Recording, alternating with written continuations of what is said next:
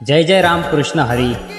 जागर भक्तीचा गजर माऊलीचा दर्जेदार नवनवीन व्हिडिओ पाहण्यासाठी आपल्या आवडत्या जागर भक्तीचा या चॅनलला सबस्क्राईब नक्की करा व बेल आयकॉनला क्लिक करा. जय जय राम कृष्ण. की हे जे रोत आहे महाराज, प्रदोषाचं रोत, हे जनार्दन स्वामींनी खरं तर याची प्रेरणा सर्वांना दिलेली. स्वामींपासूनच शिवभक्ती. सृष्टीमध्ये दोन प्रकारचे ओघ पाहायला मिळतात. एक शैव पंथ आहे आणि एक वैष्णव पंथ आहे. किती पंथ आहे? दोन पंथाचे माणसं आहे. सोप्या भाषेमध्ये जे उभा गंध लावतात त्यांना काय म्हणतात? वैष्णव. काय म्हणतात? तेवढं तरी ध्यानात ठेवा. उभा गंध लावतात त्यांना काय म्हणतात? वैष्णव. आणि जे आडवा भस्म लावतात त्यांना काय म्हणतात? शैव. असे दोन संप्रदाय. खर तर हे संप्रदायाच्या माध्यमातून भक्ती करणं हे माध्यम असेल, पण महाराज म्हणतात भक्ती करताना परमात्मा सर्व ठिकाणी वेगवेगळ्या रूपानं नटलेला असेल, पण तत्व मात्र एकच आहे. कशाप्रमाणे? नद्या वेगवेगळ्या विभागातून वेगवेगळ्या पर्वतातून वाहतात. काही 12 महिने वाहतात, काही 6 महिने वाहतात, काही 4 महिने वाहतात, पण शेवटी कुठे जातात? आपणाची मिळे आपणा माझे आपणाची मिळे आपणा माझे आपणाची मिळे आपणा माझे आपणाची मिळे शरणा सागर गंगावती मिळे शरणा सागर गंगावती मिळे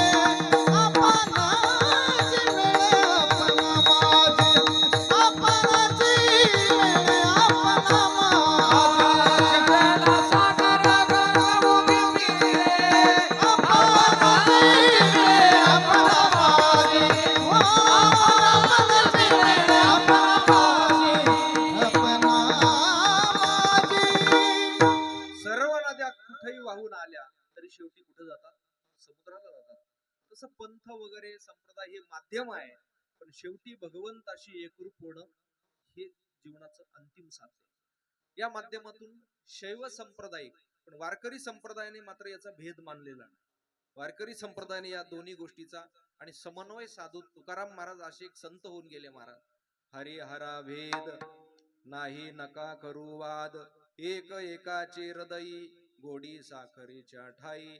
म्हणून प्रदोषाचं व्रत हे शिवभक्तांची उपासना आहे. जसं एकादशी हे वैष्णव संप्रदायाचं व्रत असेल, तसं प्रदोष एक आणि शैव संप्रदायाच्या माध्यमातून कोणीही करू शकतं असं काही नाही. पण ज्या माध्यमातून आपण ज्या रस्त्याला सुरुवात केली त्या रस्त्यानं आलो सांगावं लागतं. तसंच आहे.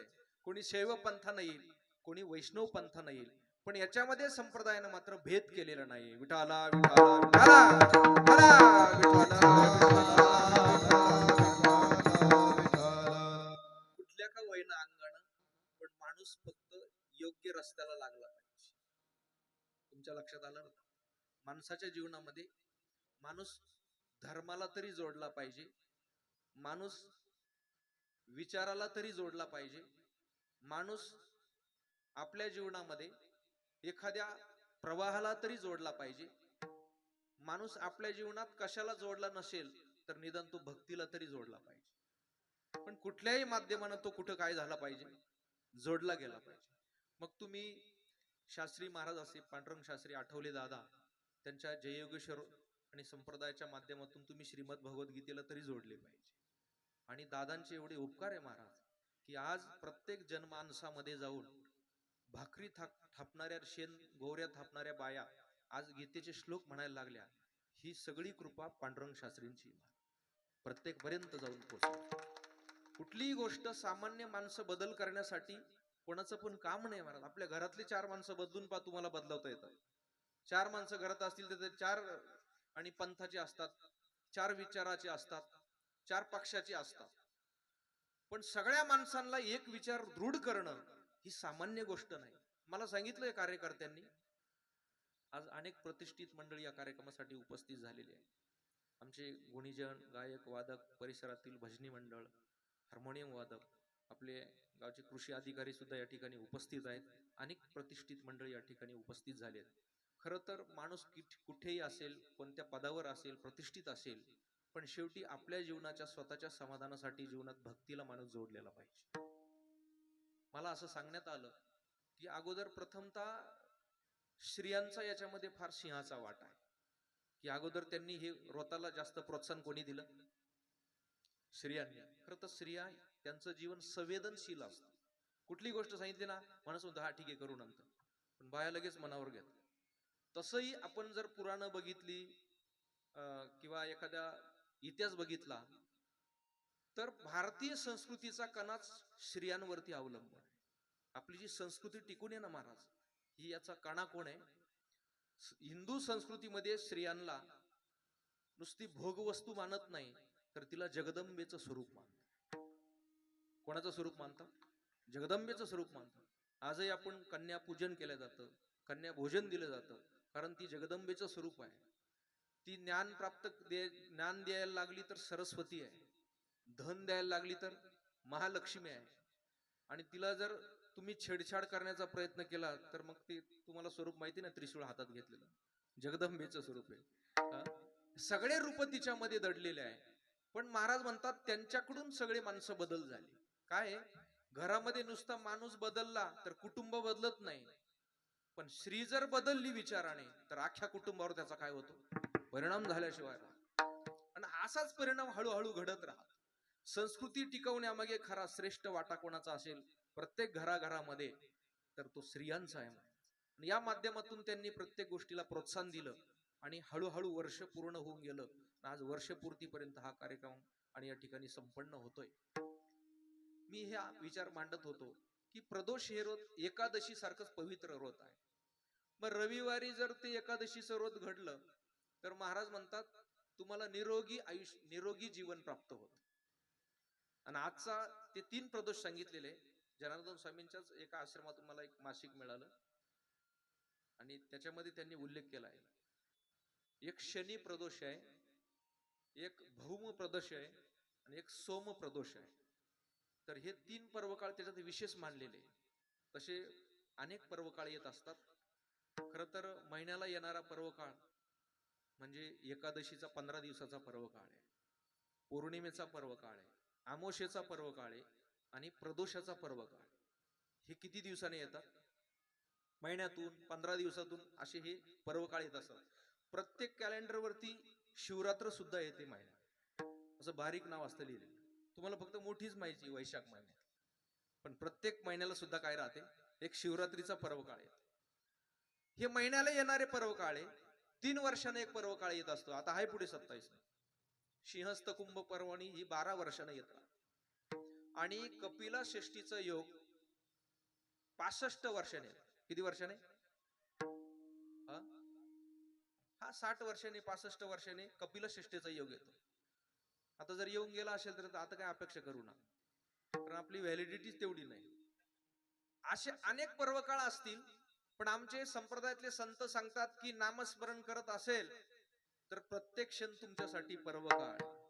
पर्वकाळ येत असतो जात असतो, पण तो साधला पाहिजे. साधला हा पर्वकाळ, साधला हा पर्वकाळ, गेला अंतरीचा मळ, गेला अंतरीचा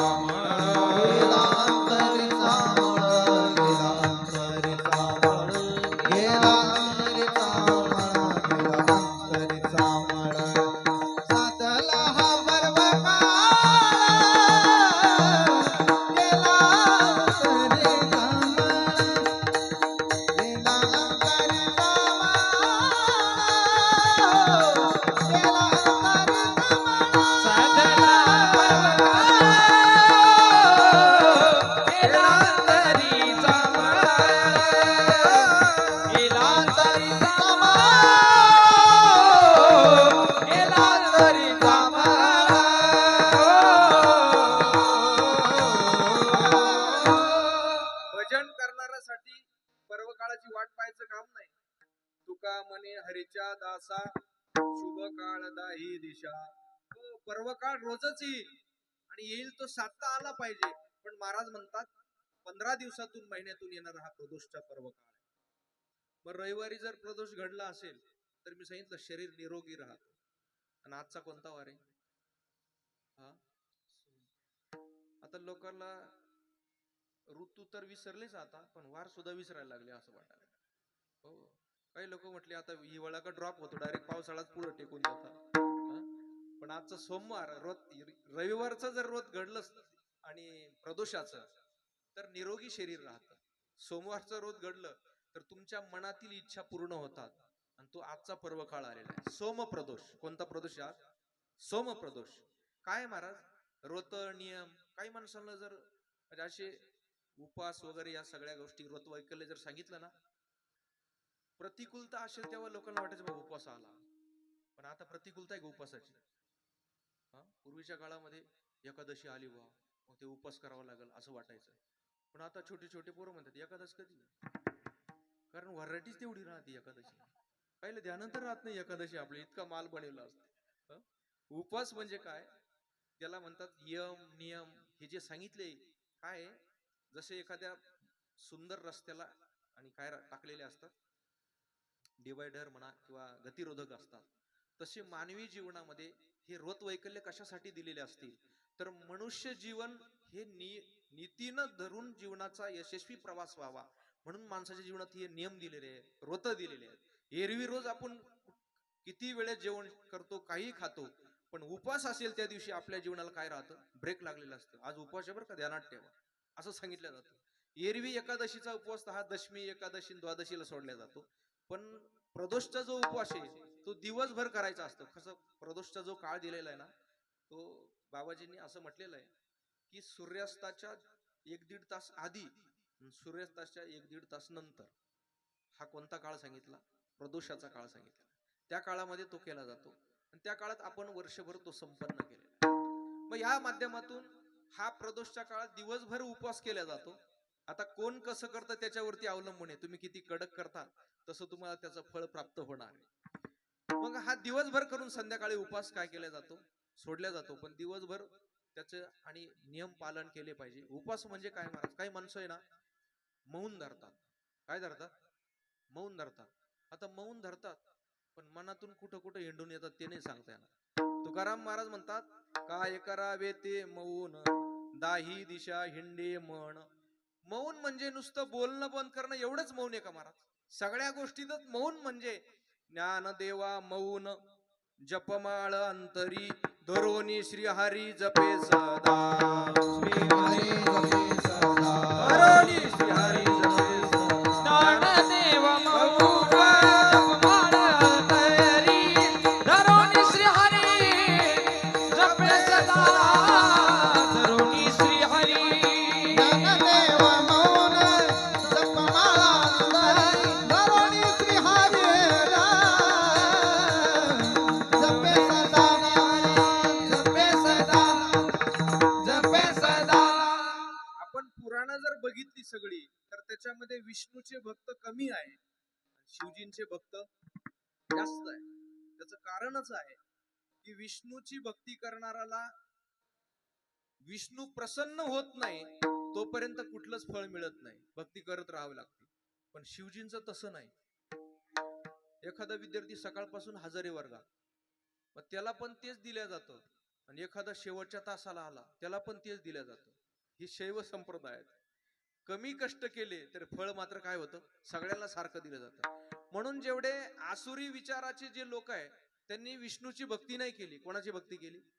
त्यांना माहितीये शिवजीचं जे मागितलं ते उदार अंतकरणाने दिले जातं. आमच्या संतांनी वर्णन केलंय, शिव भोळा चक्रवर्ती त्याचे पाय माझे चित्ती, वाचे वदता शिवनाम तयान वाधी क्रोधकाम.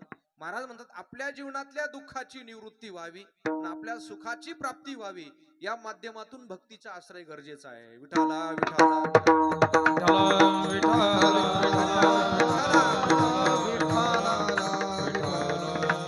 त्यांनी प्रत्येक वाराचं एक फळ सांगितलेलं आहे. मंगळवारी काय फळ आहे? सौभाग्याची प्राप्ती होते. गुरुवारी ते व्रत केलं तर शत्रूचा नाश होतो, तुम्हाला सुदृढ शरीर प्राप्त होतं. शनिवारी प्राप्त केलं ते व्रत केलं तर पुत्ररत्नाची प्राप्ती होते. अशी वेगवेगळी फळं प्रत्येकात दिली. तर भक्ती केली की सगळेच फळं मिळतात. भक्ती म्हणजे काय माहिती का? हे फक्त निमित्त आहे. पण त्याचं माध्यम भक्ती आहे. मी सांगून गेलो ना प्रस्तावनेत, माणूस कुठंतरी जोडला पाहिजे. मी सांगून गेलो धर्माला तरी जोडला पाहिजे, माणूस चांगल्या विचाराला तरी जोडला पाहिजे, आणि नसेल कशाला जोडला तर महाराज तो राष्ट्रभक्तीला तरी जोडला पाहिजे. झाडं जी उंच वाढलेली असतात ना, 100-100, 200-200 फूट, त्यांची मुळं सुद्धा काय असतात, तेवढी खोल गेलेली असतात, म्हणून ते तेवढे मजबूत असतात. तसं माणूस कुठंतरी जोडून राहायला पाहिजे. एखाद्या डांगराचं भोपळ्याचा वेल असतो, तो जर परिपक्व व्हाय वाटत असेल, वाढा वाटत असेल, तर त्याने देठाला काय केलं पाहिजे, जोडून राहिलं. आंबा असेल, तो जर त्याने देठाला जोडून ठेवलं तर हळूहळू त्याच्यामध्ये काय होतो, त्याचा आंबटपणा जातो, हिरवा रंग जातो, आणि सगळ्या गोष्टी त्याचा टणकपणा जाऊन त्याला मृदूपणा येतो, पिवळा रंग येतो, माधुर्य होतो. पण तो देठाला काय पाहिजे, जोडून राहायला पाहिजे. कुठं का होईना जोडून राहायला पाहिजे. पक्षाला जोडून राहिला तरच विचार करतील, नाही तर असा कोणीच विचार करणार नाही. महाराज म्हणतात देठाला जोडून राहिलं तर फळामध्ये परिपक्वपणा प्राप्त होतो. तसं भक्तीमध्ये सुद्धा माणूस कुठल्या का माध्यमातून त्याला देवाला जोडून राहण्यासाठी भक्ती या माध्यमातून हे देवाशी जोडणं आहे. म्हणून महाराज म्हणतात आपल्या जीवनामध्ये काही माणसं धर्माला जोडून राहिले, म्हणून त्यांचं धर्मवीर म्हणून आपल्याला कुठे कथेमध्ये उल्लेख करावा लागतो. संभाजी महाराज असतील, छत्रपती शिवाजी महाराज असतील, काही माणसं आपल्या जीवनात चांगल्या विचाराला जोडून राहिले तर त्याचा परिणाम सुद्धा त्यांच्या जीवनात पाहायला मिळतो. सुख आणि दुःख हे जीवनामध्ये अविभाज्य घटक. एका पावलाला जर सुखाची अनुभूती असेल तर दुसऱ्या पावलाला तुम्हाला दुःखाची अनुभूती येणार. ज्ञानोबराय म्हणतात ते तर सुख आणि काही दुःखही असे. माणसाला असं कधी घडतं का हो, महिनाभर सगळ्या सुखाच्या बातम्या आल्या? बरं मला सांगा, प्रत्येक माणसाला काय अपेक्षित आहे, कसे दिवस जावे आपले? मंदिरात जरी माणसं गेले तरी असे मोकळे जाती नाही, बगलत काहीतरी घेऊनच जातात की देवा मला काहीतरी प्राप्त होऊ दे. नुसतं सुखाचे दिवस जरी असले तरी ते सुद्धा माणसाला आणि पचणार नाही, नुसतं दुःख जरी आलं तर ते सुद्धा माणसाला पचत नाही. हे मिश्रणच आहे महाराज. आपल्याला जर प्रवास करायचा असेल, नुसतं उताराचा रस्ता पाहिजे का चढाचा रस्ता पाहिजे? कसा रस्ता पाहिजे? उतार पण पाहिजे आणि चढ पण पाहिजे. नुसता उतार असला तर पुढे चढ येणारच. तुम्ही जर जास्तच गंभीर आजारी झाले तर तुम्हाला आयसीयू मध्ये ऍडमिट करतात आणि तुमच्या पायाच्या किंवा हाताच्या बोटाला ते यंत्र जोडतात, काय म्हणतात त्याला, ईसीजी, काय म्हणतात, ईसीजी जोडतात. त्या स्क्रीनवर ते दिसत असतं, ते जे हलतं ना खालीवर, ते असं हलतं पाहिजे का सरळ रेषेत पाहिजे? आता तरी सरळ सांगा. हा, सरळ चालेल का? सरळ चालणार नाही आता तुम्हाला, कारण ते सरळ झालं का तुम्हाला सरळ राम बोलो बाहेर. ते हलतं तोपर्यंतच उपचार चालू असतात. ते हलणं बंद झालं की डॉक्टर सुद्धा आम्हाला माफ करा, आता आम्ही काही करू शकत. ते जसं हलणं त्यालाच काहीतरी अस्तित्व आहे हे सिद्ध होतं, तसं सुखदुःख जीवनात आहेत तेव्हाच जीवन मजबूत होत. विठाला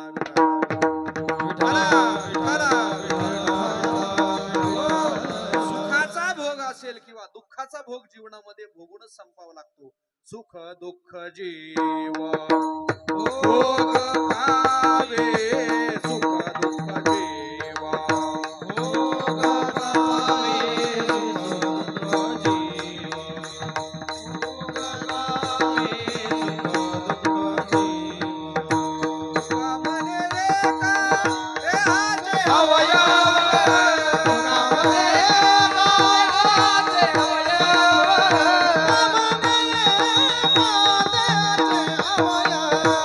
कामने एका देहाचे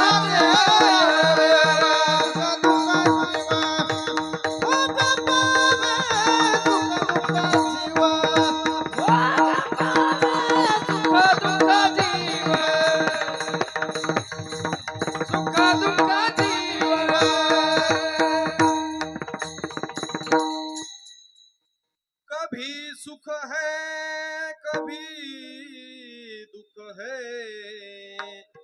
इसी का नाम जीवन है, उसे इंसान कहते हैं. महाराज म्हणतात सुख आणि दुःखाचं मिश्रण म्हणजे मनुष्य जीवन. एक गोष्ट सोडल्याशिवाय दुसरी स्वीकारता येत नाही. श्वास आत घेणं महत्वाचं का बाहेर सोडणं? तुम्ही चॅप्टर माणसं दिसता, ते म्हणतात दोन्ही महत्वाचे. कीर्तन पण वेळेत झालं पाहिजे आणि पंगत पण वेळेत बसली पाहिजे. होईल होईल विठ्ठला विठ्ठला श्वास आत घेणं महत्वाचं आहे. तो जर सोडलाच नाही तर दुसरा स्वीकारता येत. तसं जीवनामध्ये सुखाची अनुभूती आणि दुःखाची हे संमिश्र आहे. पण दुःख येण्यालाही 2-3 कारण दिलेले. दुःखाला जीवनात कारण येण्याचं मुख्य कारण सांगितलंय लोभ. माणसाला कशामुळे दुःख होतं? लोभामुळे. मिळालं तरी मलाच मिळालं पाहिजे. अरे एकदा मिळालंय ना तुम्हाला, नाही पण मलाच मिळालं पाहिजे, हा लोभ आहे. भगवान सांगत होते नका जास्त देऊ, 5 गावं तरी देऊन टाका. पण दुर्योधनाने ऐकलं नाही. लोभ जागा झाला. मग आमचं तर पाहिजे पण त्यांचं सुद्धा आम्हाला पाहिजे. मिळालं ना. लोभाचा परिणाम फक्त दुःख आहे मारा. दिवा लावण्यासाठी सुद्धा 100 पैकी 1 जिवंत राहिला नाही. हा लोभाचा परिणाम आहे. विठाला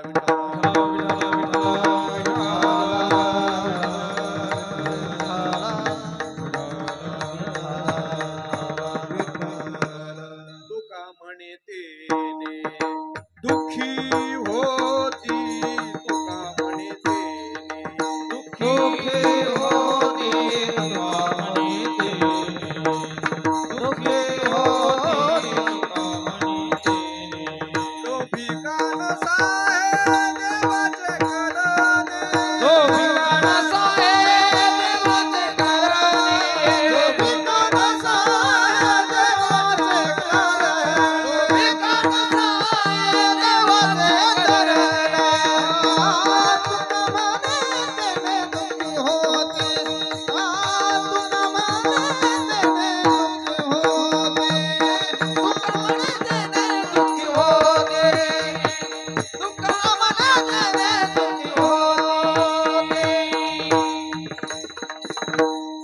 लोभाचा परिणाम. तुका म्हणे तेने दुःखी होती. लोभी कानसा हे देवाचे करणे. महाराज म्हणतात लोभ वाढला की जीवनामध्ये दुःखाला आमंत्रण राहतं. हे आमचे कीर्तनकार मंडळी दृष्टांत सांगतात. एकाला कोणाकडे तरी गेलं ब्राह्मणाकडे, म्हणले तुला मारुतीचा खूप झालाय, 11 नारळ फोडावं. तो म्हटला मग स्वस्त कोणत्या दुकानात भेटल. गावातच गेला. ते म्हटले आपल्याकडे 35 रुपयाला. ते म्हटले 11 घ्यायचे. किती घ्या, आम्हाला परवडलं तर आम्ही देऊ, आम्हाला स्वस्तात पाहिजे. म्हटलं मग तुम्ही येवल्याला जा. म्हटलं तिथं 30 रुपयाला. ते म्हटले अरे तिथं 35 होते, तुम्ही 30च केले, मला 11 घ्यायचे. तिथून नाशिकला गेला, तिथं 20 रुपयाला सांगितलं. कल्याणला गेला, तिथं 15 रुपये सांगितलं. कोकणात जा म्हटले, जिथं पिकतात तिथं कारखानाचे सगळं. तिथं गेला. ते म्हणले केवढ्याला, म्हणले 5 रुपये. म्हणजे 5 रुपयाला जास्त घ्यायचे. त्याने कोयताच काढला. म्हणजे ते नारळ फोडायचं. म्हटले काय करता. म्हटले हे कोयता घेऊन तुझ्या हातानेच फुकट तोडून. लोभ कसा असतो माणसाचा. इथं 35ला नको म्हटला आणि तिथं फुकट साठी गेला. आता ते उंच झाड होतं, कधी माहिती नाही, आडाण्यासारखा तोडायला गेला. कोयता तर पडून गेला, पण नारळ धरून घेतलं, पाय सुटून गेले, हलायला लागला. तो म्हटलं तेच 35ला परवडलं असतं. इथं आलो, जर वरून खाली आलो 100 फुटावरून, तर आपल्याला सलाईन लावून सुद्धा उपयोग होणार नाही. खाली एक उंटवाला होता. म्हटले 2000 देतो पण मला खाली घे. तो आला, त्याचा हात पुराणा, त्याने उडी मारली, याचे पाय धरले, उंट निघून गेला. आता त्याने 2000 कबूल करून याला खाली घ्यायला सांगितलं होतं. आता खालचा उंटवाला म्हणतो 4 देतो पण हात सोडू नको. तेव्हा ध्यानात आलं की ते 35ला तेच परवडलं असतं. लोभाचा परिणाम दृष्टांत संपला. महाराज म्हणतात लोभी कानसा हे देवाचे करणे. तुका म्हणे तेने दुःखी होती. लोभामुळे माणसाला दुःख आहे. विठाला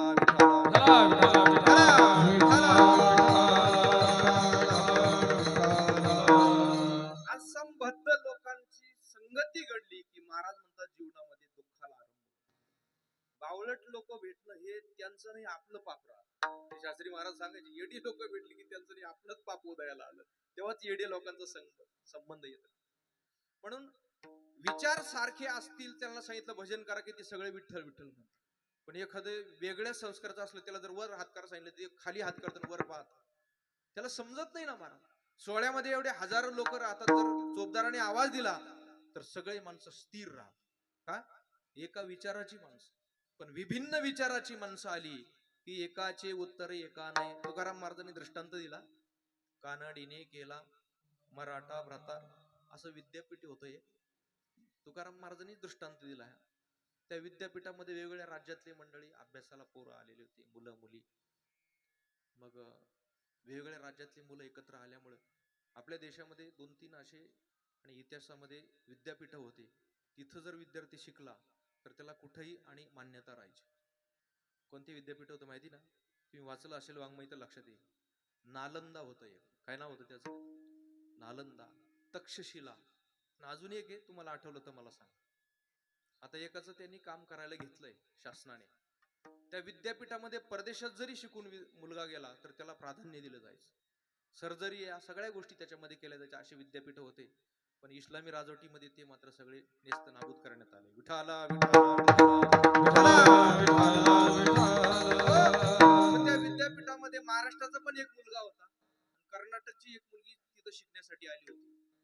पण ते शिक्षण घेता घेता आणि त्या मुलाने काय केलं, ती तुम्हाला बाबाने सांगण्यात की तुम्ही काय अडाणी नाही.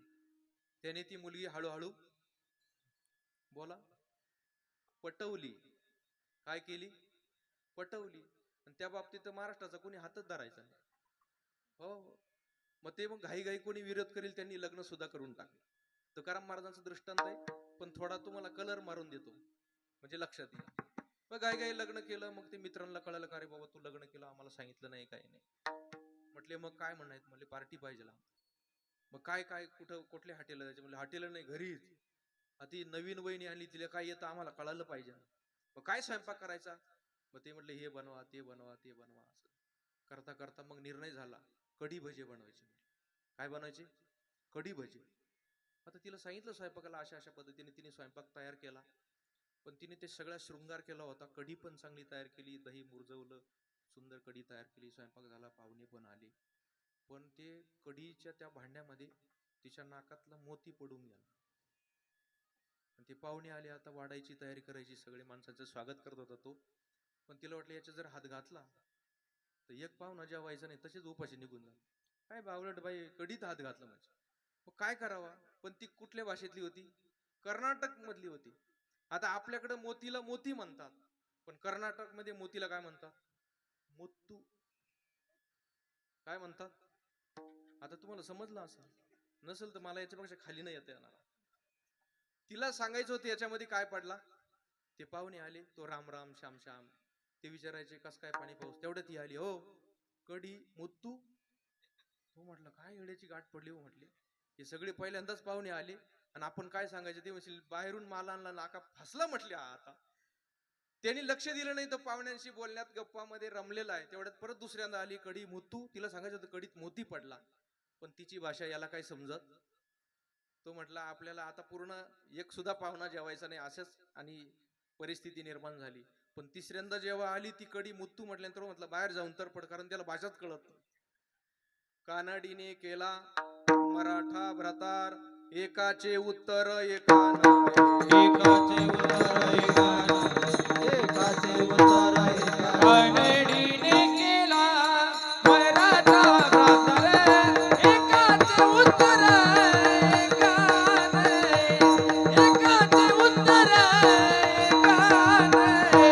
कानडीने केला मराठा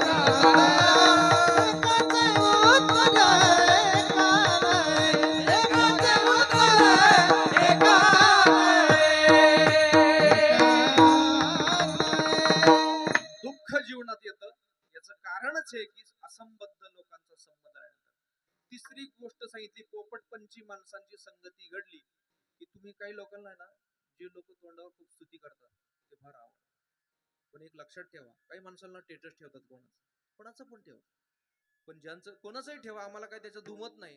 पण ज्यांचा तुम्ही आदर्श मनात मानतात ना, ज्यांना आदर्श म्हणून तुम्ही पाहतात, त्यांनी कधी कुठल्या गुरुजवळ जाऊन अभ्यास केलाय का? कधी आळंदी पंढरीची वारी केली का? कधी त्यांनी अनुष्ठान केलंय का? कधी एखाद्या ग्रंथाचं वाचन केलंय का? आपलं जीवन कोणाच्या पण भरोश्यावर ठेवू नका. महाराज म्हणतात पाणी पिना छान के, गुरु करना पहिचान के. जो आपल्या जीवनाला चांगल्या आणि मार्गाला नेऊन पोचविल अशा माणसाचं आपण स्टेटस ठेवलं पाहिजे. विठाला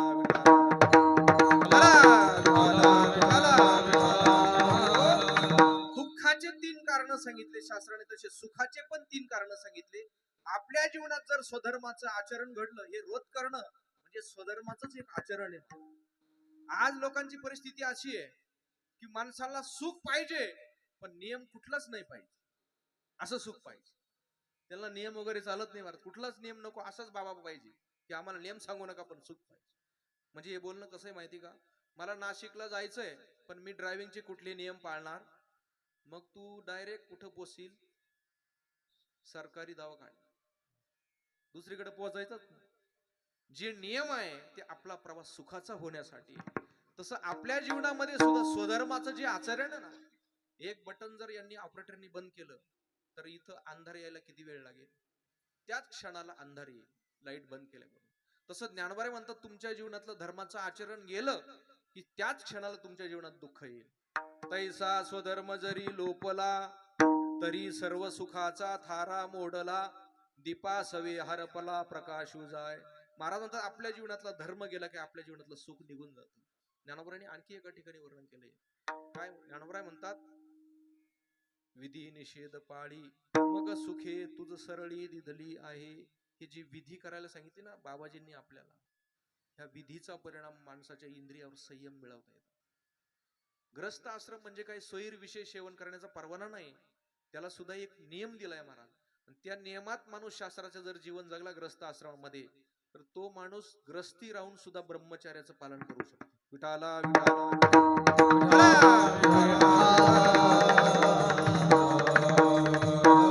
ज्ञानोबरायांनी शेवट 18व्या अध्यायामध्ये ओवी अनेक ओव्या सांगितल्या, त्याच्यामध्ये एक ओवी सांगितली.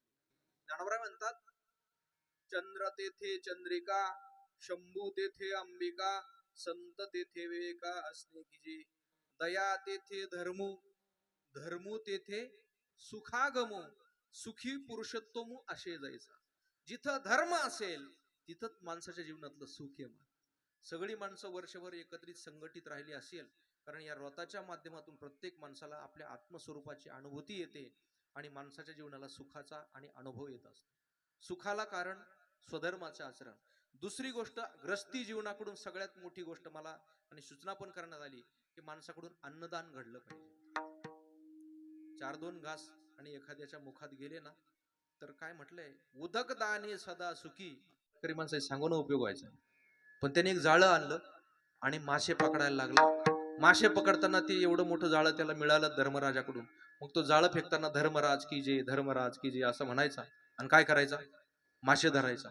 जेवढे जीवजंतू त्याच्यात सापडायचे ते सगळे कोणाच्या नावावर जमवायचे, समजतंय ना मी काय सांगतो, धर्मराजाच्या. त्यांनी दिलं कशासाठी, याला मदत व्हावी म्हणून, पण त्याने जाळं आणलं. असं वर्णन केलेलं आहे पुराणात. जेव्हा धर्मराज स्वर्गाला निघाले ना महाराज, स्वर्गारोहणाला गेले पांडव, तुम्ही बद्रीनाथला जाऊन पहा, त्या रस्त्याने गेलेले. मोठ्या माणसाला तुम्ही चूक केली असं म्हणताय, पण यमराजाने सांगितलं महाराज तुमचा पाय आणि नरकाच्या नगरीला पण लावा. काय सांगितलं, तुमचा पाय कुठं लावा, नरकाच्या नगरीला. मोठ्या माणसाला असं म्हणावं लागत नाही. एखादा मोठा माणूस जर, पूर्वीच्या काळामध्ये वाहनं नव्हते, घोड्यावर प्रवास करायचे, एखादा मोठा माणूस जर घोड्यावरून पडला तर आपण त्याला काय म्हणायचो, पाटील घोड्यावरून काय झाले, खाली आले. इज्जतीत शब्द वापरायचे, पाटील घोड्यावरून खाली आले. पण आमच्यासारखा जर एखादा घोड्यावरून पडला ना, लोक असे खाली आलं म्हणतात का, हो नाही मुंडीच्या काट्यावर पडले म्हणून. तसं धर्मराज मोठे जय रे बस, धर्मराज प्रतिष्ठित असल्यामुळे त्यांना सांगितलं की तुमचा पाय तुम्ही कुठे लावा, या नगरीला लावा. धर्मराजाला स्वर्गाला जाताना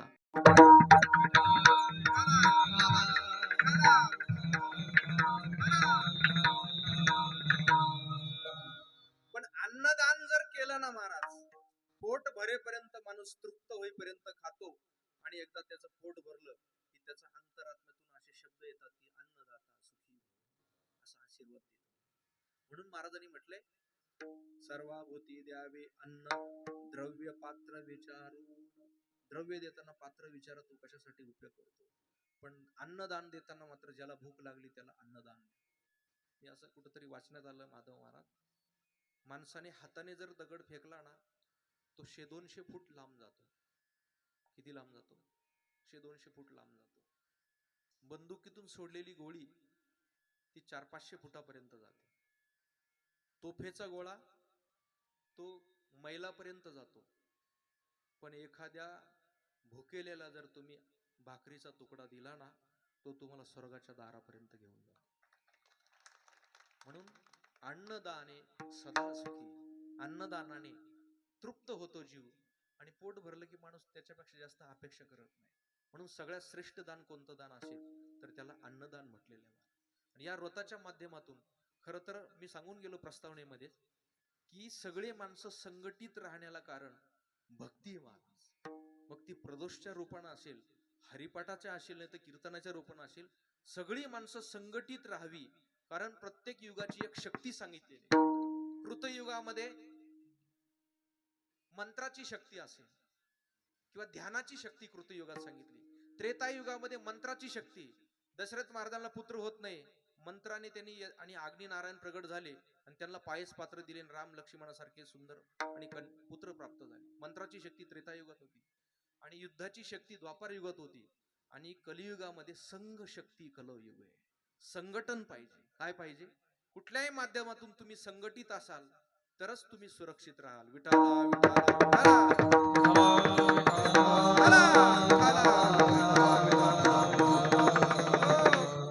भक्ती जर नांदायला आली ना महाराज, ती एकटी येत नाही. भक्ती ही लेकरूवाळी बाई. पुढे भक्तीने धरिले हाती, पुढे भक्तीने धरिले हाते, मागे ज्ञान वैराग्य धर्म येती, स्थिर केली ते अचपळ होती, स्थिर केली ते अचपळ होती. सीतारामाने आणले पंथिका, बेलावने आणले पंथिका, बेलावने आणले पंथिका, बेलावने आणले पंथिका. पुढे भक्तीने धरिले हाती, मागे ज्ञान वैराग्य धर्म येती,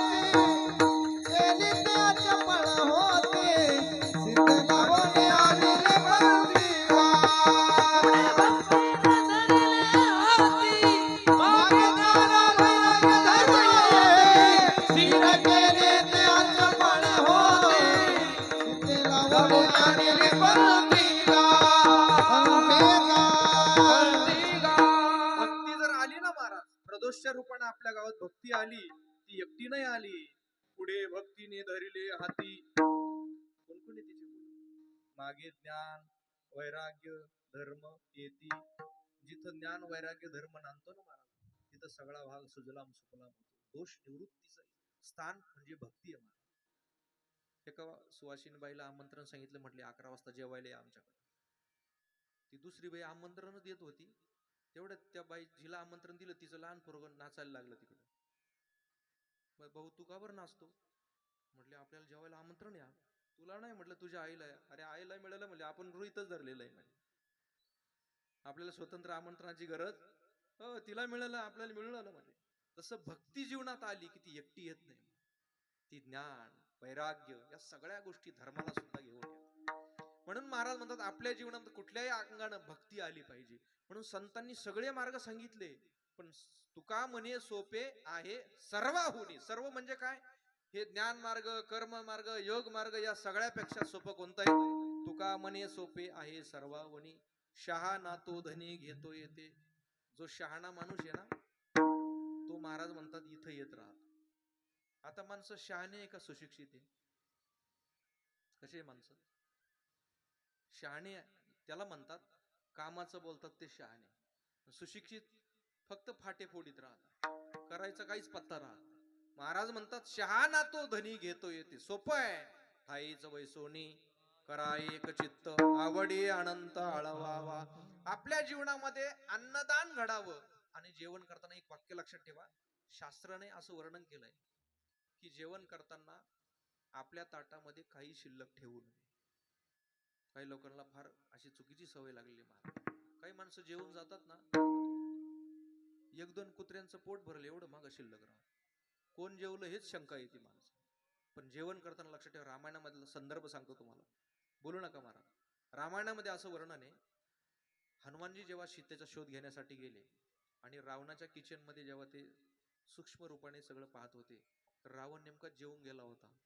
तर त्याच्या ताटामध्ये दही सोडून गेला होता तो शिल्लक. हनुमानजीच्या लक्षात आलं की याचं आयुष्य आता संपुष्टात आलेलं आहे, याचा मृत्यू जवळ आलेला आहे. कारण का? त्यांनी ताटामध्ये दही दूध शिल्लक ठेवलेलं. एक वाक्य जाताना मी सांगून जाईल. अन्नाचा कण आणि साधूचा क्षण वाया घालू नका. तुम्ही अन्नाचा कण जर वाया घालवला ना महाराज, तर तुम्ही भविष्यामध्ये दरिद्री जन्माला या. साधूच्या संगतीत कोणाच्या गेले तर प्रपंचातले प्रश्न विचारू नका, आत्मकल्याणाचे प्रश्न विचारा. साधूचा क्षण वायाला घालवला तर आपण दरिद्री जन्माला नाही, अल्पायुषी जन्माला येऊ. म्हणून कदाचित असं असेल, उष्ट टाकल्यानंतर माणसाचं आयुष्य कमी होतं ताटात टाकल्यानंतर.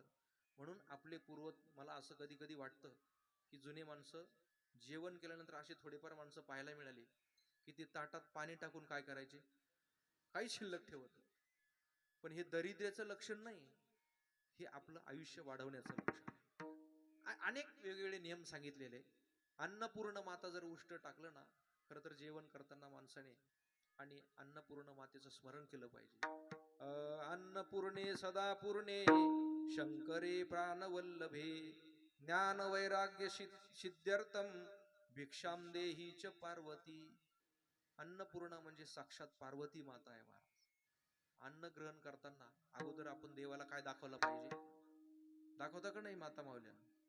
हा, देवाला नैवेद्य दाखवला पाहिजे का?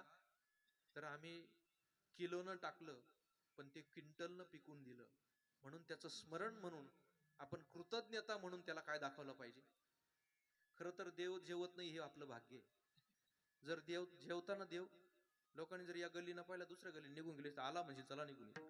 फक्त दाखवायचंय त्याला, जेवणे घालायचं नामदेवरायासारखं. नुसतं कृतज्ञता व्यक्त व्हावी म्हणून त्याला दाखवलं पाहिजे. आपल्या देशाच्या पंतप्रधानाचं एक वाक्य आहे की जय जवान जय किसान.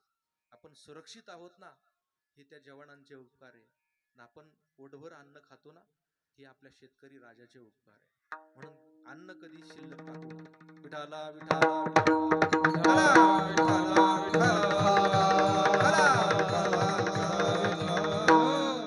असं वर्णन आहे महाभारतामध्ये. कर्णाने नेहमी तो कोणाला पण काय करायचा, दान देऊन टाकायचं.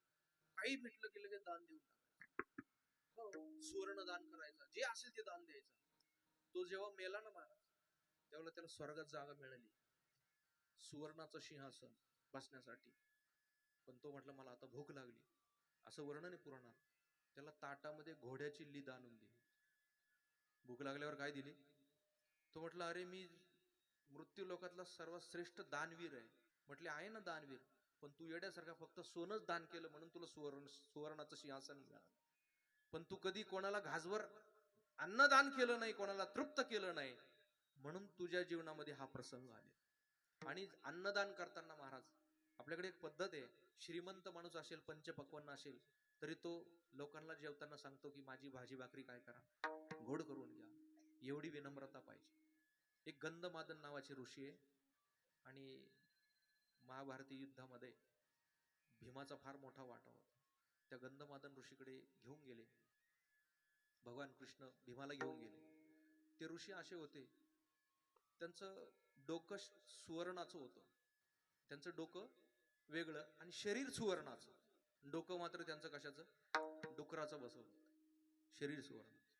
असं सगळं बघितल्यानंतर भीमाने विचारलं, देवा हे कोणाकडे मला भेटण्यासाठी आणलं? म्हटले त्याचं कारण तुला सांगू का? म्हटले असं यांनी खूप मोठमोठे यज्ञ केले, खूप अन्नदान केलं, पण हे असेच तू कसा गदा घेऊन पंक्तीमध्ये येड्यासारखा हिंडत राहतो, तुझ्या धाकाने नसलेलं पण लोक खाऊन घेतात आणि त्रास होतो. म्हटले ह्या खाऊन म्हटले की लोकांना धाक पडतो मला. म्हटले असंच अन्नदान करायचे आणि पंक्तीत फेऱ्या मारायचे. त्याचा परिणाम असा झाला की त्यांना अन्नदानामुळे सुवर्णाचं शरीर झालं धड, पण लोकांना चुकीचं बोलल्यामुळे अन्नदान करताना त्यांचं डोकं कशाचं मिळालं, डुकराचं डोकं मिळालं. तो म्हटलं एवढंच सांगायचं होतं, मग इथं कशाला आणलं, तिथं सांगितलं असतं कोपऱ्यात तरी कळून गेलं असतं. पण काही माणसाला फिरून आणल्याशिवाय रोगच जात नाही. विठाला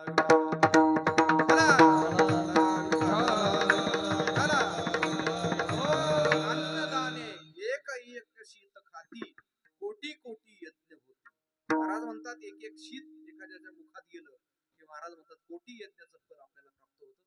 एक कथा वाचली एकनाथ महाराजांच्या बैठकची. एका स्त्रीनं असा आणि संकल्प केला की माझ्याकडून 1000 ब्राह्मण जेवू घालायचे. मग एकनाथ महाराजांचं प्रवचन ऐकायची. त्या प्रवचनात तिने ऐकलं की एखादा ज्ञानी पुरुष जर जेवू घातला तर तुम्हाला 1000 ब्राह्मण जेवू घातल्याचं काय मिळेल, पुण्य मिळेल. मग एक दिवस तिचा संकल्प असाच मागं राहिला होता, पण एक दिवस ती एकनाथ महाराजांकडे आली. माझे पती पण आता निघून गेले म्हटले, पण तो संकल्प अपूर्ण राहिला, तो पूर्ण व्हावा. मग तुमच्या प्रवचनात ऐकलं की एखादा ब्रह्मज्ञानी जर पुरुष जेवू घातला तर 1000 ब्राह्मण जेवल्याचं काय मिळतं? पुण्य मिळतं. म्हटले ठीक आहे, तुझं आमंत्रण असेल तर मी यायला तयार आहे. एकनाथ महाराज असे संत होऊन गेले महाराज. त्यांनी स्पृश्य अस्पृश्य असा भेद कधी मानला नाही. 450 वर्षापूर्वीचा त्यांचा कालावधी. तेव्हा अतिशय जातीवादाचं हे बी पेरलेलं होतं. पण त्याही काळात एकनाथ महाराजांनी ब्राह्मण कुळात जन्माला येऊन सुद्धा त्यांच्या मुलाचं त्यांचं त्याच्यामुळेच मतभेद झाले होते. त्यांचा हरिपंडित काशीला शिक्षण घेतलं. त्याला हेच आवडत नव्हतं की एकनाथ महाराजांनी प्राकृत भाषेमध्ये तत्वज्ञान सांगू नये, संस्कृत मध्ये सांगितलं पाहिजे. पण एकनाथ महाराजांना माहिती होतं या लोकांना संस्कृत काय कळणार, ते मराठीत सांगायचे. दुसरी गोष्ट, यांनी कोणाच्याही घरी जेवणाचं आमंत्रण घेऊ नये. पण ते म्हटले अरे कोणाच्याही मध्ये परमात्माच नांदतो म्हणून मी भेद करत नाही. मी आमंत्रण स्वीकारलं आणि सांगितलं ती एकटीच बाई आहे, म्हातारी आजी आहे, तिला मदत करण्यासाठी तुझा हरिपंडिताला सांगितलं. हरिपंडित गेला, स्वयंपाक तयार झाला, नैवेद्य दाखवला, एकनाथ महाराजांना बोलवलं. ते आले, पाठ मांडला, तिने पूजा केली आणि जेवणासाठी बसले. जेवण पूर्ण झाल्यानंतर हरिपंडिताला सांगितलं तू हे पात्र उचलून टाक म्हटलं. एकनाथ महाराजांच्या चरित्रातली कथा आहे. त्यांनी एक पात्र उचलून टाकलं, बाहेर टाकून आलं तर दुसरं पात्र तिथं होतं. तो म्हटलं एका वेळेस राहून गेलं असेल अनावधानाने. दुसरं उचललं तर तिसरं तयार, तिसरं उचललं तर चौथं तयार. अशी 1000 पात्र उचलले. त्या दिवशी हरिपंडिताला कळालं की आपल्या बाबांचा अधिकार आपण समजतो तसा नाही, आपण समजतो त्या भेदाच्या पलीकडे जाऊन पोहोचले. माणसाच्या जीवनामध्ये खरा भेद गेला पाहिजे. भेद गेला की वाद शिल्लक राहत नाही. तुका म्हणे भेदा भेद गेला वाद खंडोनी, देवतया जवळी असे पापनाशी दर्शने. अन्नदानाच्या माध्यमातून माणसाच्या जीवनात समृद्धी येत राहते. विठाला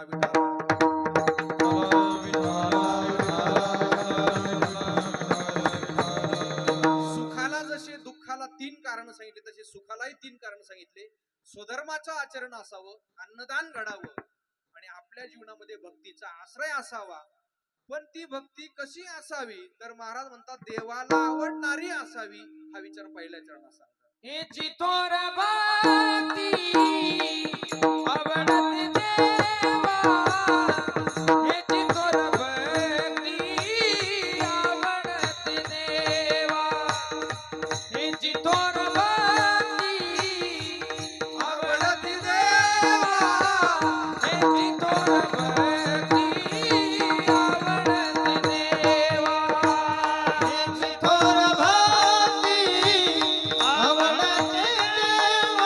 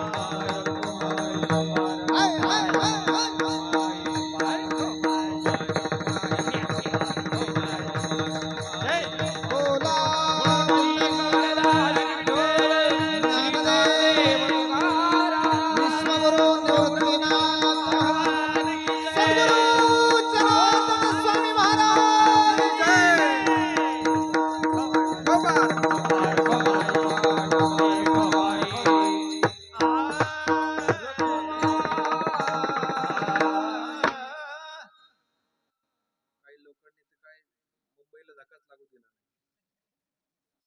तुम्हाला याचं कारण सांगून जाईल.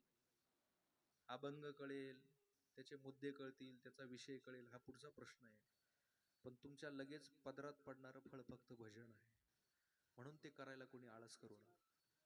पुंडलिक वरदा हरी विठ्ठल श्री ज्ञानदेव तुकाराम पंढरीनाथ भगवान भगवान की प्रभू रामचंद्र भगवान की राष्ट्रसंत जनार्दन स्वामी स्वामी महाराज महाराज की आनंदाने करती घोष तुका म्हणे पळती दोष. जेवढा घोष कराल तेवढे दोष निवृत्त होण्याची शक्ती भगवंताच्या नामात आहे. महाराज म्हणतात कुठल्याही अंगाने माणसाचं जीवन भक्तीला जोडलं पाहिजे. आपण वर्षभर हे व्रत केलं आणि त्याच्या आणि सांगतेच्या निमित्तानं वर्षपूर्तीच्या सोहळ्याच्या निमित्तानं ही चिंतन सेवा भगवत चरणी समर्पित करताना महाराजांचा गोड असा अभंग घेतलाय की आपल्या जीवनामध्ये कुठल्याही अंगाने भक्तीला जोडलं पाहिजे. प्रत्येक माणूस भक्ती करत असतो. देखे मनुष्य जात सकळ स्वभावता भजनशील. प्रत्येक माणूस भक्ती करतो. पण महाराज म्हणतात आपल्याला आवडणारी भक्ती नसावी. कोणाला आवडणारी असावी? स्वयंपाक केला पाहिजे पण ज्यांना आवडतो त्यांच्या आवडीचा केला पाहिजे. आपल्या पतीला जर पिठलं आवडत नाही तर बाईनं पिठल्याचं नाव सुद्धा घेऊ. तसं ज्या देवाला प्रसन्न करून घ्यायचं असेल त्या देवाच्या आवडीचा. आता आम्ही तिथे चंदनपुरी जवळच आपलं मामा संस्थान आहे. खरं सांगा खंडरावला कशाचा नैवेद्य आवडतो? तुम्ही सांगते नाही त्याच्यातलेच दिसते वाटतं. कशाचा आवडतो? मेथीची भाजी आणि बाजरीची भाकर, वांग्याचं भरीत. बरोबर आहे ना? आता चंदनपुरी ट्रॅफिक इतकी जाम असते, रविवारी रस्ता मिळत नाही. जे देवाला आवडतं ना तेच त्याला दिलं पाहिजे.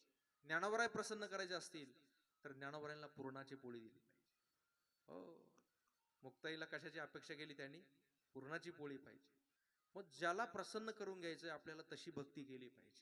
भक्तीमध्ये आपली आवड निवड नसावी तर ज्याला प्रसन्न करून घ्यायचं ना महाराज त्याच्या आवडी निवडीचा आणि आपण विचार केला पाहिजे. महाराज म्हणतात देवाला आवडणारी जी भक्ती ती आपण केली पाहिजे. माणसं बनवतात पण आपल्याला आवडतं. एक जण म्हटले महाराज आपल्याकडे या, तुम्हाला एकदा कांदे भजे खाऊ घालायचे. म्हटलं कांदा भजे का बरं? नाही म्हटले मला आवडतात. तू एकटाच खात बस, आम्हाला कशाला बळजबरी खायला लावतं? तुला आज कांदे भजे आवडतील, उद्या बटाटे आवडतील, उद्या गांजा भजे आवडतील, आम्हाला कशाला खाऊ? तुला जे खायचं तू ते खात राहा. माणसाला स्वतःला जे आवडतं ते दुसऱ्याला लोड करत राहा. महाराज म्हणतात ही भक्ती देवाला आवडते. संकल्पावे माया संसाराची, संसाराची माया संकल्पित करा. कुठलीही गोष्ट संकल्पाने होते. आपले 2-3 नावं मी तुम्हाला सुरुवातीला सांगितले. त्यांनी संकल्प केला की आपल्या गावामध्ये प्रदोष रोज संपन्न झालं पाहिजे.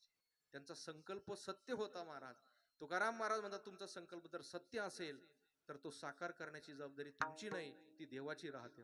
सत्य संकल्पाचा दाता नारायण, सर्व करे पूर्ण मनोरथ, सर्व करे पूर्ण मनोरथ.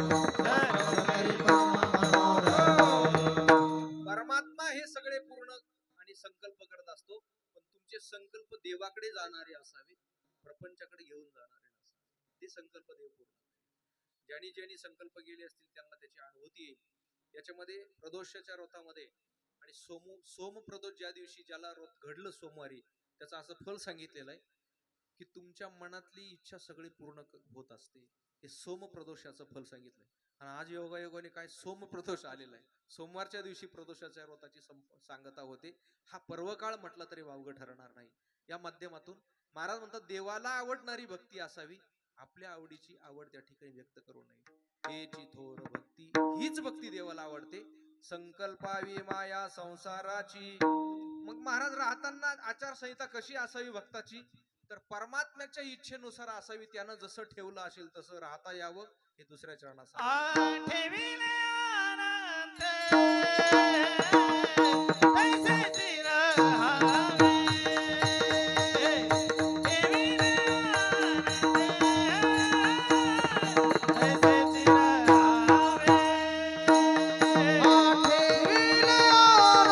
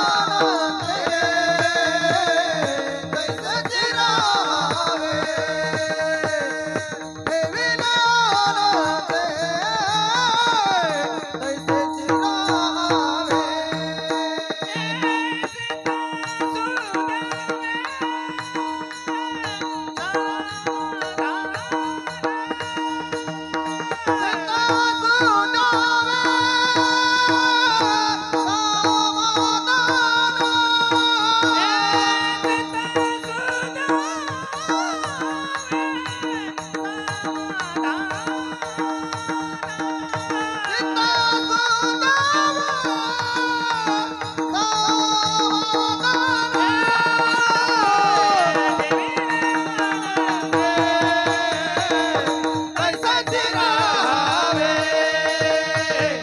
ठेविले आनंद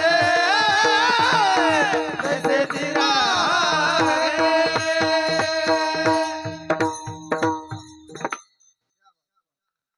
शेवट समाधान करून दिलं. म्हणजे प्रमाणाला शोभन असं समाधान केलं. ठेविले अनंते पैशाची राहावे.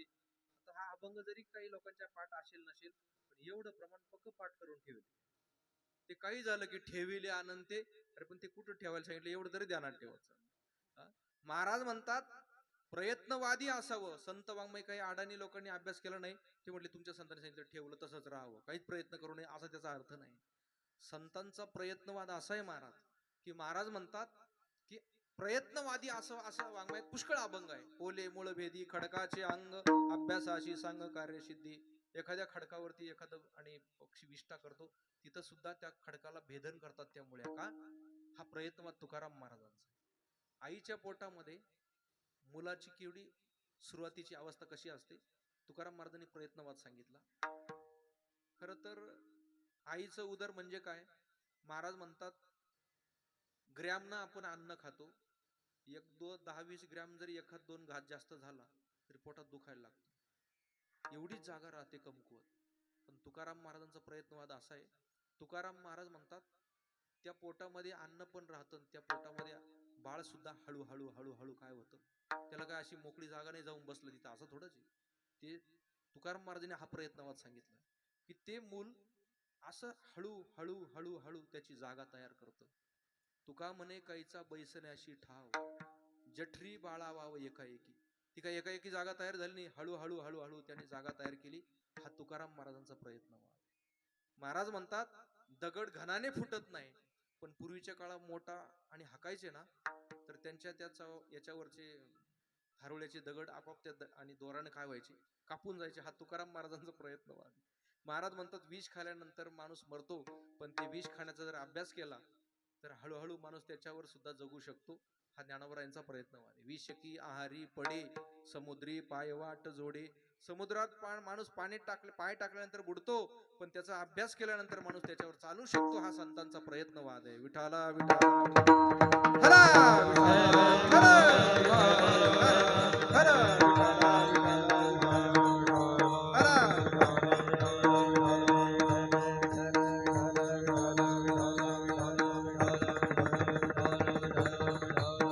ठेविले अनंती तैशीची राहावी. महाराज तसंच राहिलं पाहिजे. माणसं कसं राहिलं पाहिजे? देवाने जसं ठेवलं तसं. याला परिस्थितीचा स्वीकार करणं म्हणतात. काय म्हणतात?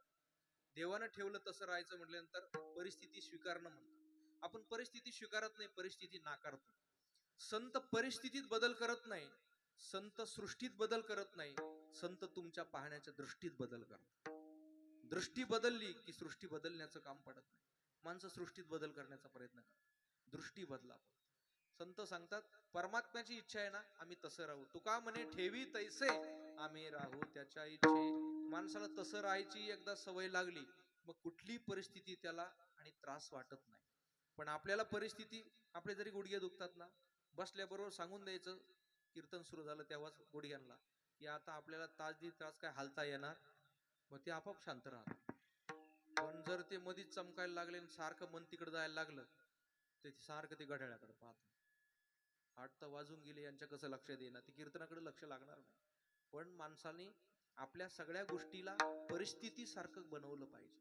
परिस्थिती स्वीकारली की माणसाला त्याचा त्रास होत नाही. आपण परिस्थिती नाकारतो म्हणून आपल्याला दुःखाला सामोरं जावं लागतं. विठाला संतांनी परिस्थिती स्वीकारताना असं सांगितलंय, समयासी सादर व्हावे देव ठेविल तैसे राहावे. समयासी सादर व्हावे. कधी कधी हत्तीवरून पण मिरवणूक निघेल. कोणे दिवशी बैसोनी हत्तीवर, कोणे दिवशी पालखी सुभेदार, कोणे दिवशी पायाचा चाकर चालून जावे. समयासी सादर व्हावे. जसा समय असेल ना महाराज. आणि एक वाक्य लक्षात ठेवा, लोक सुशिक्षित विचारतात महाराज आम्हाला का भक्ती केली पाहिजे, तर त्याचं कारण आता जाऊ शेवट आपल्याला समारोप करायचा आहे. भक्ती का केली पाहिजे?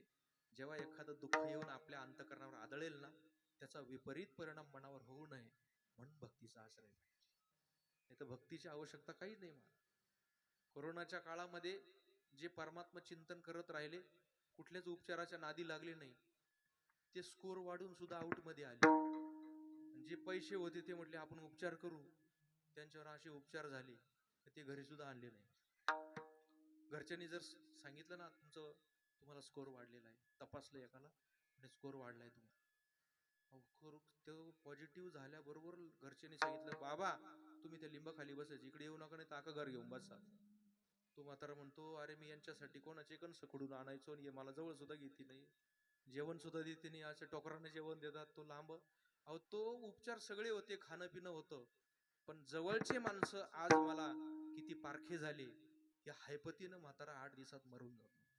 मला एक सांगा, तुम्ही जाता जाता प्रश्न, अभंग तर नेहमी सोडवतो आपण, माणसाला दुःखात औषध पाहिजे का आधार पाहिजे?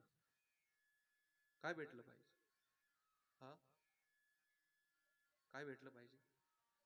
आधार भेटला पाहिजे. एखाद्या वेळेस औषध जरी भेटलं नाही ना, एखाद्याचा आणि प्रेमाचा अनमोल सल्ला सुद्धा औषधापेक्षा चांगलं काम करून जातो. कोरोनात जी माणसं गेली ना बहुतेक, त्यांना सगळं मिळालं, फक्त प्रेमाचा आधार मिळाला नाही. एखादा माणूस पॉझिटिव्ह झाला, बाबा घाबरू नका, अख्खं कुटुंब तुमच्या पाठीमागं आहे. तो माणूस स्कोर वाढून सुद्धा, काय महाराज, आपल्या मनात इतकी प्रचंड शक्ती आहे की त्याच्यामध्ये जर तुम्ही पॉझिटिव्ह विचार भरले तर त्याची फिलिंग आपल्या बॉडीवर सुद्धा होत असते. पण आपल्या विचारात जर निगेटिव्ह विचार सुरुवात व्हायला लागली तर ऑटोमॅटिक माणूस निगेटिव्ह विचार करतो. काही माणसं कीर्तनाला बसल्यापासून आता सुरू तर वेळेवरती झालंय पण कधी सोडता काय, निगेटिव्ह विचार करतात, अजून यांच्या कसं लक्ष देत नाही. पण निगेटिव्ह विचार सुरू करायला लागले की महाराज म्हणतात एक जरी चांगला पॉझिटिव्ह विचार निर्माण झाला तर तो 1000 निगेटिव्ह विचाराला बाजूला सरून चांगल्या विचाराला आपल्याला स्वीकारायला लागतो. म्हणून महाराज म्हणतात समाधान टिकलं पाहिजे. आज सगळ्या माणसांना काय कमी आहे महाराज? आता पूर्वीसारखी परिस्थिती राहिली का? पूर्वी असं सांगायचे लोक की एवढी गरीब परिस्थिती होती आपल्या देशामध्ये, गल्लीमध्ये एखाद्याला चांगला शर्ट राहायचा, जर त्याला काही कार्यक्रमाला जायचा असेल तर तोच त्याचा मागून आणायचा, तोच वापरायचा आणि परत धुवून त्याचा तसाच द्यायचा. आता तसं आहे का? आता घरात जर घुसलं आणि जर एखाद्याने कपाट उघडलं तर ते वेगवेगळ्या प्रत्येक आणि डिझाईनचे, वेगवेगळ्या व्हरायटीचे, वेगवेगळ्या रंगाचे ड्रेस असतात. एका बाईनं असंच कपाट उघडायला गेली, उघडलं आणि ती जेव्हा खाली आलं ती दाबून गेली, काय बघतं माझ्याकडे, एवढे कपडे महाराज व्हरायटी. पण महाराजांच्या विचारातून जर बघितलं तर एवढे सगळं असून सुद्धा माणसाच्या चेहऱ्यावर समाधान नाही. तुम्हाला सकाळी उठल्याबरोबर हातामध्ये बशी आहे, 9 वाजता नाश्ता आहे, 11 वाजता जेवण आहे, दुपारी 4 वाजता परत चहा आहे, संध्याकाळी पोटभर जेवण करता, रात्री पोत्यावर झोपता का तुम्ही? गादीवर झोपता. पण समाधान जर बघितलं ना महाराज, पाताळात निघून गेलेलं. काय झालं माणसाला? समाधान हे बाहेरच्या उपचारांना नाही मिळत महाराज. समाधानासाठी वृत्ती भगवंताच्या चरणाला जोडली पाहिजे. म्हणून तर हे सगळे व्रत करण्याचं कारण काय? बाहेरच्या उपचारांना माणूस नाही प्रसन्न राहत. प्रसन्न चेहऱ्याचा माणूस ओळखायचा असेल तर तुम्ही त्याचा चेहरा बघितला ना की तो कळाला पाहिजे की हा हरिभक्त परायण आहे, हा भगवंताचा भक्त आहे, हा कुठला तरी व्रत उपवास करत असेल. मला एकाने असं सांगितलं की आम्ही दिंडीत चाललो म्हटले, पण माझ्या पायाला फोड आली म्हटले, पायाला सूज आली म्हटले मग तरी तुम्ही चालले? म्हटले हो तरी मी चाललो. मग त्याचं कारण त्याने आध्यात्मिक सांगितलं. दिंडीत चालल्यानंतर पायाला फोड येतात, पायाला सूज येते, पण चालून जरी पायाला सूज येते, पण दिंडीत पायाला जरी सूज आली पण प्रपंचात आलेली मनाची सूज दिंडीत चालण्याने उतरून जाते. हे व्रत वैकल्य जे आहे ना महाराज, आपल्याला ऊर्जा देत राहतात, आपल्याला ताजतवानं ठेवतात. नुसतं सगळ्या भौतिक उपचारांना माणूस सुदृढ राहतो अशा कुठल्या भ्रमात राहू नका. महाराज म्हणतात भक्ती यासाठी की माझा कोणीतरी पाठीराखा आहे, त्याचं स्मरण मी करतो, तो मला संकटातून वाचवील, मागे पुढे उभा राहे सांभाळीत, आलिया आघात निवाराय. माझे शिवजी सतत माझ्या पाठीमाग आहे, म्हणून मला काळाची सुद्धा भीती राहणार नाही. असा आत्मविश्वास जागृत करण्यासाठी उपवास केला पाहिजे. विठाला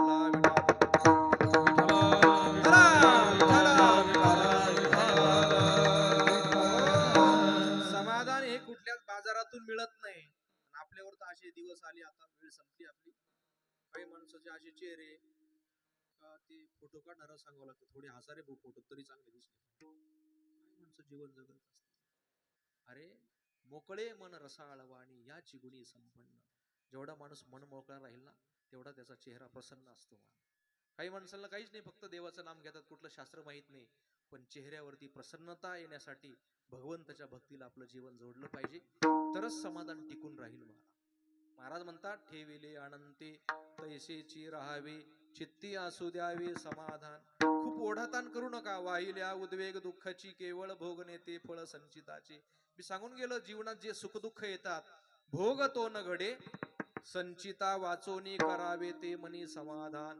महाराज म्हणतात हा प्रपंचच देवाला वाहिला की मग काही शिल्लक कर्तव्य राहत नाही. हे शेवटच्या चरणात तुका म्हणे घालू तळावर भार, तुका म्हणे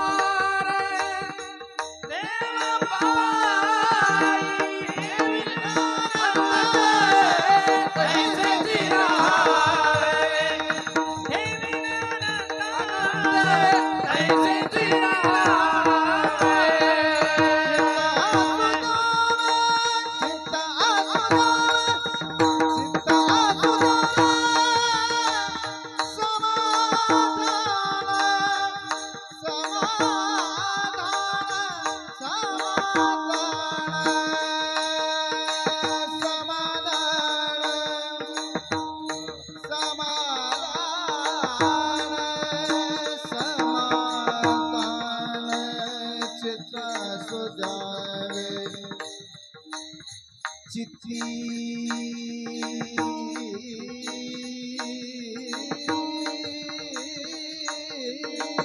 चित्ती असू द्यावे समाधान समाधान समाधान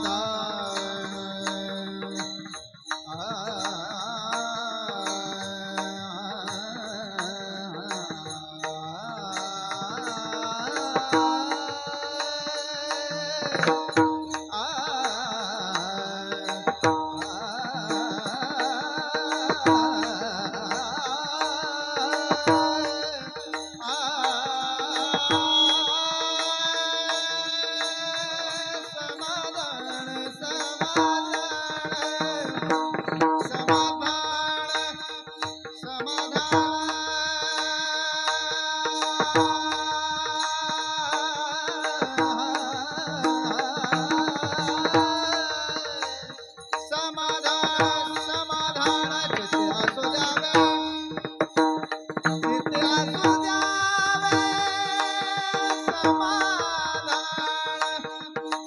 समाधान चित्ते असू द्यावे असू द्यावे चित्ती समाधान असू द्यावे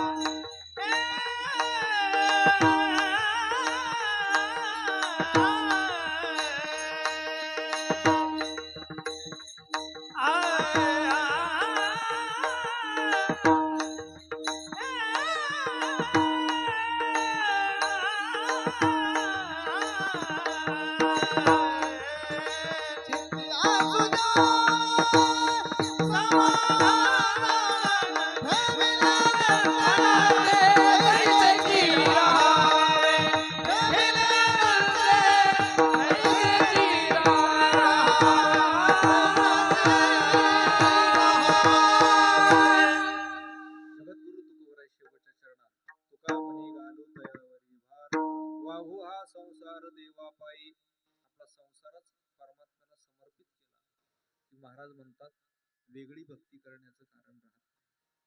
एक वाक्य आहे महापुरुषांचं, योग्य पद्धतीनं संसार केला तर हळूहळू त्याचं रूपांतर परमार्थात होतं, आणि चुकीच्या पद्धतीनं परमार्थ केला तर हळूहळू त्याचं रूपांतर संसारात होतं.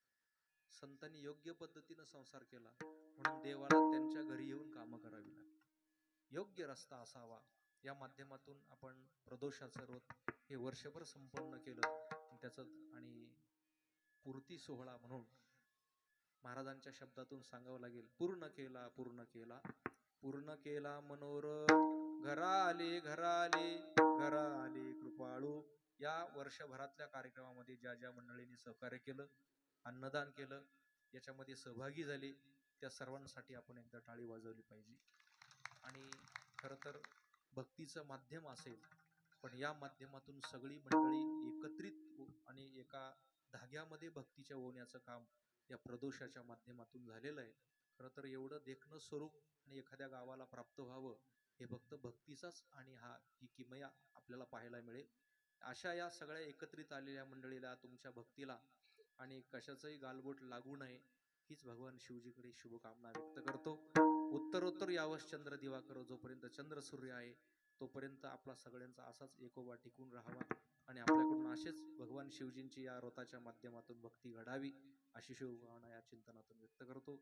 आपले आणि रामभाऊ कोल्हे मामांच्या माध्यमातून त्यांच्या संपर्काने आणि या ठिकाणी सेवा करण्याचा योग प्राप्त झाला. आजची जी आणि त्याचं आयोजन अन्नदान करणारी मंडळी किरण, सोपान कोल्हे, रामभाऊ निवृत्ती कोल्हे प्रभाकर सोपान कोल्हे या सगळ्या मंडळीने याचं नियोजन केलेलं आहे. आणि याची जी संकल्पना आहे ती लखन भाऊ उत्तम कोल्हे, भगवान भाऊ पोपट शिंदे या मंडळीने या रथाची एक संकल्पना करून हे सुरू केलं असेल. कुठून जरी सुरू झालं असेल, पण इवलेशे रोप लाविले द्वारी, त्याचा वेलू गेला गगनावरी.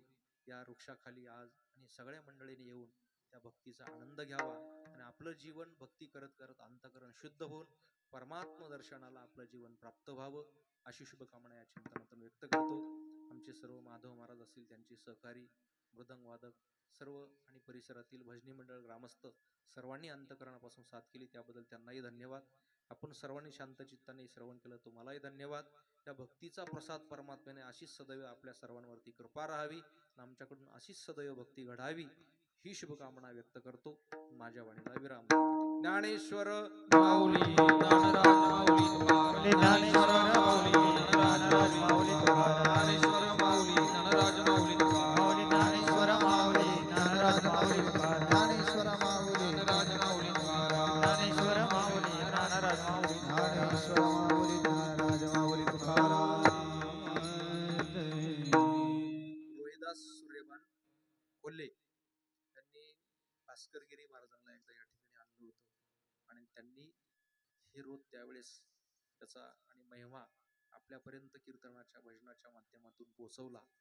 अशी अनेक अनेक मंडळी असेल, सगळ्यांचं काय स्मरण आणि मला नसेल, त्यांनाही नसेल, पण ज्या ज्ञात अज्ञात ज्या मंडळीने याच्यामध्ये सहभाग घेतलाय त्या सर्वांवरती शिवजींची अशीच कृपा व्हावी आणि या माध्यमातून आपलं जीवन भक्तीच्या त्या कार्यापर्यंत पोहोचावं अशी शुभकामना व्यक्त करतो. बराचसा वेळ झालेला आहे, या ठिकाणी अनेक प्रतिष्ठित मंडळी उपस्थित आहे. सर्वांचा नाम उल्लेख न करता सर्व मंडळीचा मी आभार व्यक्त करतो. सर्वांनी शांततेने प्रसाद घ्यायचा. जय विठ्ठल जय हरी विठ्ठल जय विठ्ठल जय हरी विठ्ठल. बोलिले बोलिले देवा कुले बसरे क्षमा करा नाराज मुनी नाही विचारला अधिकार आपुला. क्षमा करा नाराज मुनी तुका म्हणे ज्ञानेश्वरा हो लाखा पाया पैकी करा. करा क्षमा